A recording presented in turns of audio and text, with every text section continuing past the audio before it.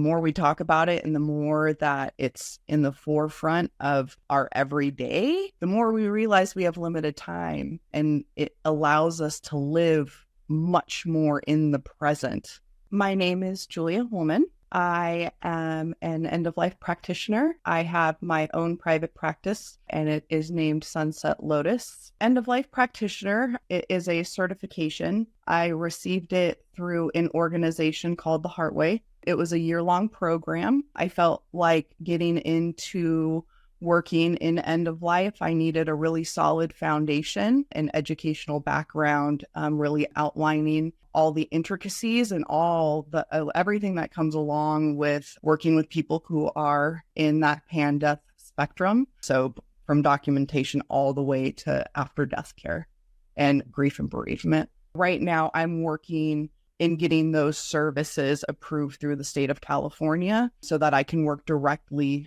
with the IDD community, including the caregivers and their circle of support. I work as a behavior intervention specialist and then as a flexible and tailored support assistant manager and into managing living arrangements in that capacity. I have always had this weird relationship with death, albeit a fascination. I've gone through some really tough times in my life, especially as a teenager. And during those times, I had suicidal ideations. And when you have those ideations for myself, I thought, what is there on the other side? And so my relationship had to naturally grow with death and my wantingness to know what people think, what humans think happen after death on a spiritual level, religious level. I was able to caregive for my father-in-law who had brain cancer, and being able to work with him and to really allow the autonomy to happen and see the isolation that happens and people being uncomfortable to really talk to somebody going through that, seeing the isolation that happens and being able to bridge that with him, it was so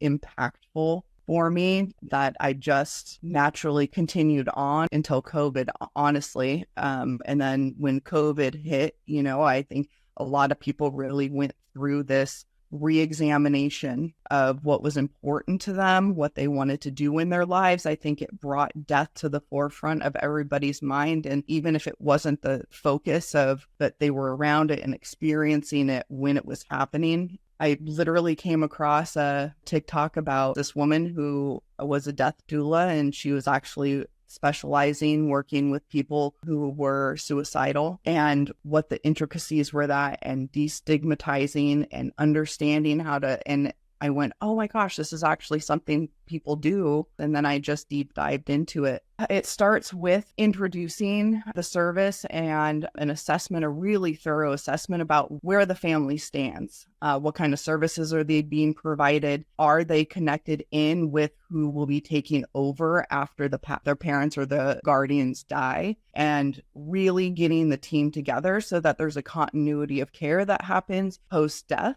And so the service continues through into even after. So I would still be checking into making sure that plans were being followed, that there was any support that needed. There's an acknowledged disenfranchised grief that comes along with individuals in the IDD community and the loss that they have after their parent dies. A lot of the times they end up being placed in group homes or SLS arrangements or somewhere other than home. Depending on their diagnosis, that disenfranchised grief can look a lot like behaviors. And when it looks like behaviors, there's a possibility that if there's no paper trail and the incoming staff don't know where it's coming from, that they can be placed in higher levels of care.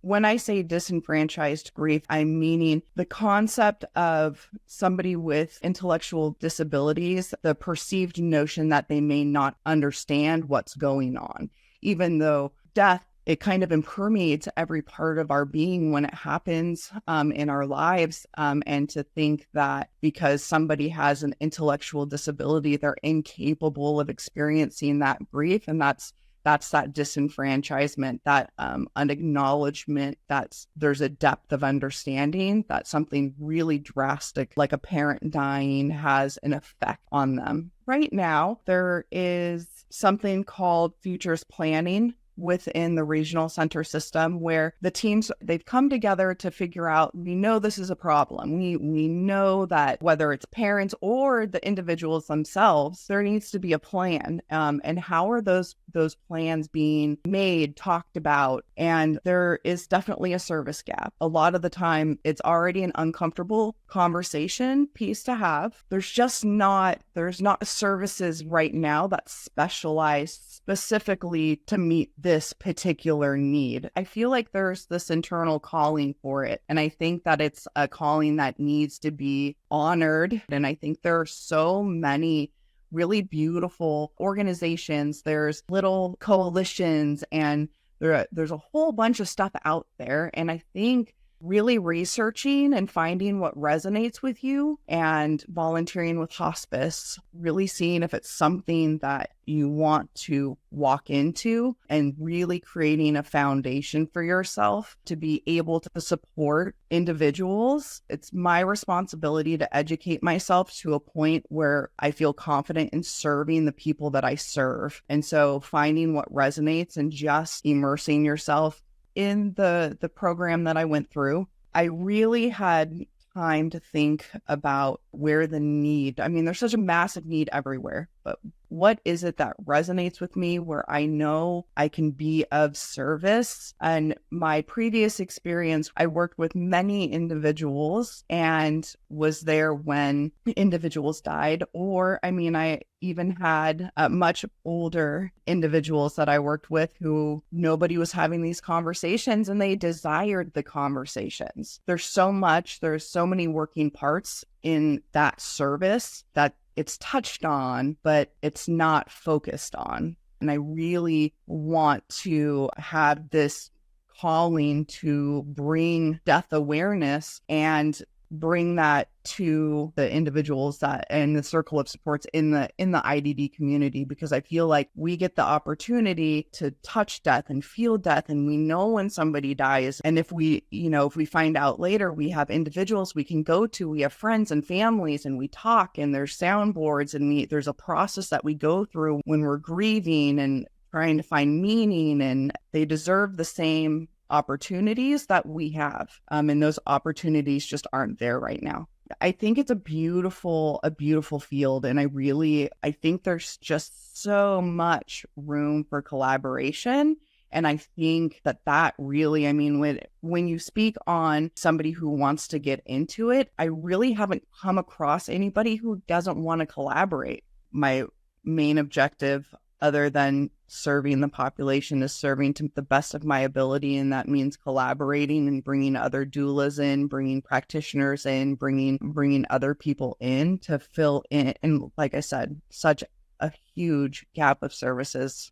There's so many things in our life that we don't get closure on. This should be something that everybody has the opportunity to receive some closure. And the hospital to the morgue, and the taking it out of the family home, and not having the opportunity to touch, to experience, to see, to understand, to have rituals and ceremonies. And I mean, it's all part of this beautiful part of the grieving process, because you can receive closure and you're honoring your loved one. And there's so much beauty in it. And I think the conversations are definitely happening, and the movement is definitely coming back. Obviously it's an ancient tradition, ancient movement of death doulas and having somebody assist in end of life. And I think it's definitely coming back.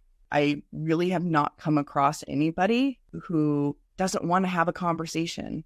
As soon as I mention what I do, it's this, okay, I can talk to somebody about it, and this is what I want to talk about. People want that connection, and they want to talk about it. It no longer needs to be a taboo subject. The more we talk about it, and the more that it's in the forefront of our everyday, the more we realize we have limited time, and it allows us to live much more in the present. start having conversations. I think just being able to see where people are. I think in terms of families, does your family know what you want? Does your family know how to take care of things when you're gone? Love letters and legacy. And I think you can start at any age, and it's impactful, and it's something that'll carry through.